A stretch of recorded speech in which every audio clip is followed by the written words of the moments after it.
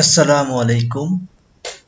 আজকের এই ভিডিওতে আমরা এভিডেন্স অ্যাক্টের সেকশন 121 থেকে 131 পর্যন্ত ডিসকাস করব।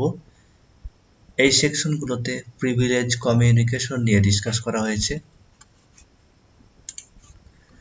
কোর্ট চাইলে অ্যাডমিনিস্ট্রেশন অফ জাস্টিসের জন্য যে কোনো উইটনেসকে যে কোনো তথ্য ডিসক্লোজ করতে, প্রকাশ করতে বাধ্য করতে পারে। তবে এমন কিছু কমিউনিকেশন রয়েছে যেগুলো প্রকাশ করতে কোর্ট উইটনেসকে বাধ্য করতে পারে না বা পারমিশন দিতে পারে না। আর এগুলোই এই সেকশন 121 থেকে 131 পর্যন্ত তুলে ধরা হয়েছে। And these undisclosable communication are called privilege communication.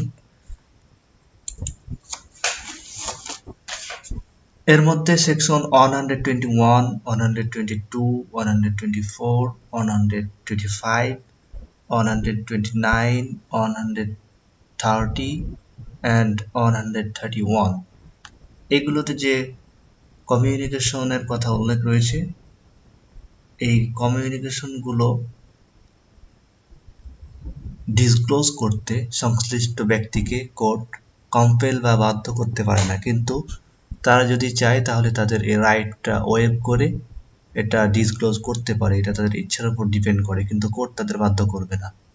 R section 123 এবং 126 থেকে 128 পর্যন্ত যে কমিউনিকেশনগুলো উল্লেখ রয়েছে, এগুলো ডিসক্লোজ করতে কোর্ট পারমিশন দেবে না, যদিও তারা সংশ্লিষ্ট ব্যক্তিরা বা সাক্ষীরা এগুলো ডিসক্লোজ করতে চায়। এই কমিউনিকেশনগুলো স্ট্রিক্টলি প্রোটেক্টেড। আর 122-তে যে কমিউনিকেশনের কথা উল্লেখ রয়েছে, এটা কোর্ট পারমিশনও দিবে না এবং পার্টিদের কম্পেলও করা যাবে না। অর্থাৎ এটা দুই গ্রাউন্ডের মধ্যেই আসছে, নট কম্পেলেবল অ্যান্ড নট পারমিটেড।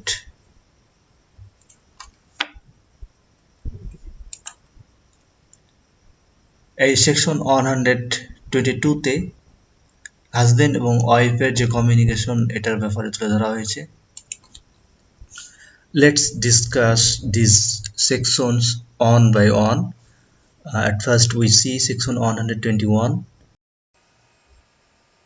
জাজ অথবা ম্যাজিস্ট্রেটের কন্ডাক্ট বা অ্যাক্টিভিটিগুলো অ্যাজ জাজ or magistrate will be protected as privilege communication. জাজ অথবা ম্যাজিস্ট্রেট যখন তার দায়িত্ব পালন করবে, তখন তার এই অ্যাক্টিভিটিগুলো অ্যাজ ম্যাজিস্ট্রেট অর জাজ, তার অ্যাক্টিভিটি অথবা কন্ডাক্টগুলো প্রিভিলেজ কমিউনিকেশনের আন্ডারে প্রোটেক্টেড। সাপোজ একজন ম্যাজিস্ট্রেটের কাছে একটি কমপ্লেন্ট আনা হলো এবং সে ম্যাজিস্ট্রেট কমপ্লেন্টটি এক্সামিন করলো এবং তার কাছে এটা ইমপ্রপার মনে হলো, যার কারণে সে এই কমপ্লেন্টটা ফেরত দিল, কোনো কেস নিল না এই কমপ্লেন্টের ভিত্তিতে। এখন ম্যাজিস্ট্রেট কেন কমপ্লেন্ট ফেরত দিল তার জবাব দিতে বাধ্য না। তবে যদি সুপিরিয়র কোর্ট অর্ডার করে সেটা ভিন্ন বিষয়। এরপরে তার ম্যাজিস্ট্রেসি বা জাজশিপের দায়িত্ব পালনকালে কোনো কিছু নলেজে আসলে, যেমন তার সামনে কেউ যদি ফলস এভিডেন্স দেয়, এই ফলস এভিডেন্সটা সে ডিসক্লোজ করতে বাধ্য না without the order of superior court. Okay, তবে যদি ম্যাজিস্ট্রেট কোনো ঘটনার উইটনেস হয়, তাহলে সে উইটনেস হিসেবে যা কিছু দেখেছে বা যা কিছু তার নলেজে এসেছে, এগুলো ডিসক্লোজ করতে বাধ্য। যেমন দেখা গেল যে একজন ম্যাজিস্ট্রেট বিচার করছে, তার সামনে একজন ডাকাত পুলিশকে অ্যাটাক করলো কোর্ট রুমের মধ্যেই। এখন এখানে জাজ বা ম্যাজিস্ট্রেট যার সামনে ঘটনা ঘটলো, সে যদি ওই ঘটনার ওই কেসের উইটনেস হয়, তাহলে সে যা দেখলো সেটা ডিসক্লোজ করতে বাধ্য অ্যাজ এ উইটনেস। ওকে, এরপরে সেকশন 122, এখানে হাজব্যান্ড এবং ওয়াইফের মধ্যে যে কমিউনিকেশন এটাকে প্রোটেক্ট করা হয়েছে। এখানে বলা হয়েছে যে হাজব্যান্ড এবং ওয়াইফের মধ্যে যে কমিউনিকেশন এটা ডিসক্লোজ করতে হাজব্যান্ড বা ওয়াইফকে বাধ্য করা যাবে না, এমনকি পারমিশনও দেওয়া হবে না।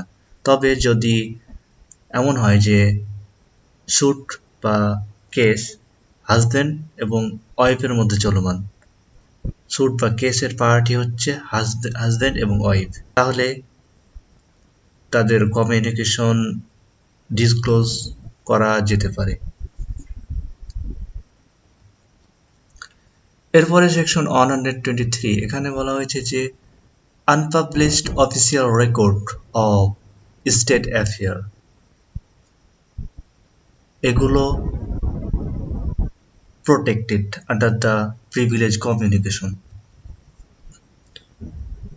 স্টেটের বা রাষ্ট্রের আনপাবলিশড অফিসিয়াল রেকর্ড ডিসক্লোজ করতে কাউকে পারমিশন দেওয়া হবে না without the permission of the head of that department.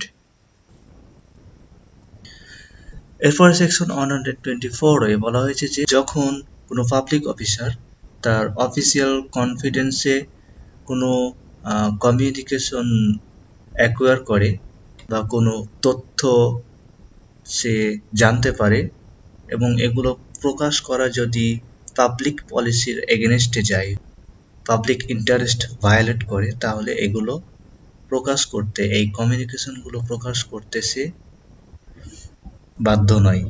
উদাহরণ হিসেবে বলা যায় যে সাপোজ একজন তহসিলদার সে জানতে পারলো যে বেশ কিছু খাস ল্যান্ডের পজিশন সরকার উদ্ধার করে সরকারি কাজে বা পাবলিকের ইন্টারেস্টে এগুলো ডেডিকেট করবে।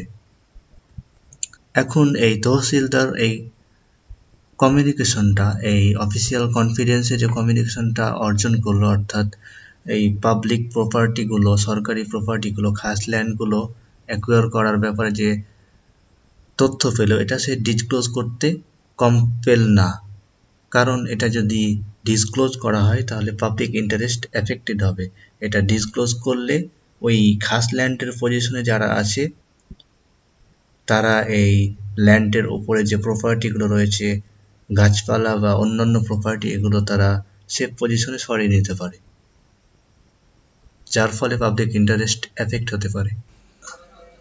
এরপরে সেকশন 125 এ বলা হয়েছে যে যদি কোনো পুলিশ অফিসার বা ম্যাজিস্ট্রেট বা রেভিনিউ অফিসার অপরাধ সংগঠনের ব্যাপারে কোনো তথ্য পেয়ে থাকে, তাহলে সে কোথা থেকে এ তথ্যটা পেল এটা প্রকাশ করতে কম্পেল করা যাবে না। ওকে, সাপোজ একজন পুলিশ জানতে পারলো যে কোনো একটা নির্দিষ্ট জায়গায় ডাকাতি হতে যাচ্ছে, এখন এই পুলিশ অফিসারকে বাধ্য করা যাবে না এটা ডিসক্লোজ করতে যে কার কাছ থেকে সে এই তথ্যটা পেল।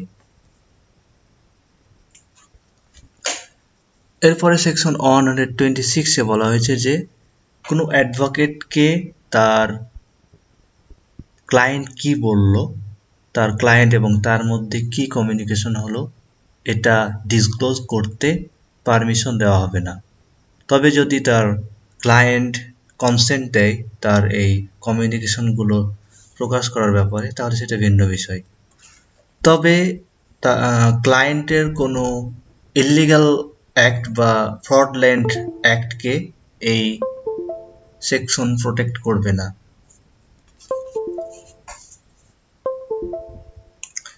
সাপোজ একজন ক্লায়েন্ট অ্যাডভোকেটকে বলল যে আমি এখন মার্ডার করতে যাচ্ছি, এই অ্যাডভোকেট এবং ক্লায়েন্টের মধ্যে এই মার্ডারের ব্যাপারে যে কমিউনিকেশন, এটা এই সেকশনের আন্ডারে প্রোটেক্টেড নয়, কারণ ক্লায়েন্ট এখানে একটা ইলিগাল অ্যাক্ট করতে যাচ্ছে। এরপরে সেকশন 127 এ বলা হচ্ছে যে 126 এর যে প্রভিশন, এটা ক্লায়েন্ট এবং অ্যাডভোকেটের ক্লার্ক বা কেরানি বা সার্ভেন্ট বা ইন্টারপ্রিটার বা অনুবাদকের ক্ষেত্রেও প্রযোজ্য। এরপর সেকশন 128 এ বলা হচ্ছে যে যদি কোনো ক্লায়েন্ট কোর্টে উইটনেস বক্সে গিয়ে স্বেচ্ছায় এভিডেন্স দিতে যায়, তার এই স্বেচ্ছায় এভিডেন্স দিতে যাওয়ার কারণে তার যে প্রিভিলেজ কমিউনিকেশন প্রোটেকশন এটা থেকে সে বঞ্চিত হবে না। উইটনেস যদি হোস্টাইল হয়ে যায় এবং এর কারণে যদি তাকে তার নিজের পার্টি ক্রস এক্সামিন করার পারমিশন পায়, তারপরও তাদের যে কমিউনিকেশন ছিল অ্যাডভোকেট এবং ক্লায়েন্ট হিসেবে এটা প্রোটেক্টিভ থাকবে। এরপরে সেকশন 129 এ 126 এর মতোই প্রভিশন তুলে ধরা হয়েছে। 126 এ অ্যাডভোকেট এবং ক্লায়েন্টের কমিউনিকেশনকে প্রোটেক্ট করা হয়েছে। আর এখানে লিগ্যাল প্রফেশনাল যেমন লিগ্যাল অ্যাডভাইজার বা অন্যান্য লিগ্যাল প্রফেশনাল এবং তাদের ক্লায়েন্টের মধ্যে যে কমিউনিকেশন এটাকে প্রোটেক্ট করা হয়েছে।